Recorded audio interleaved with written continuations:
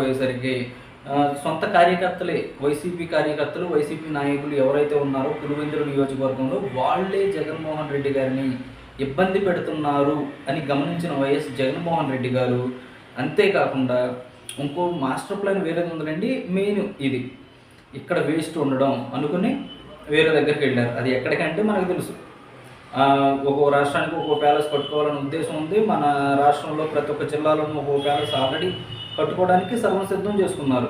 Already lotus pond హైదరాబాద్లో ఉంది, యలహంకలో ఇంకో ప్యాలెస్ ఉంది. అయితే ఈయన ఏం చేశారంటే ప్రశాంతంగా వెళ్ళిపోయి ప్రశాంతంగా రెస్ట్ తీసుకుందాం అనుకున్నారు.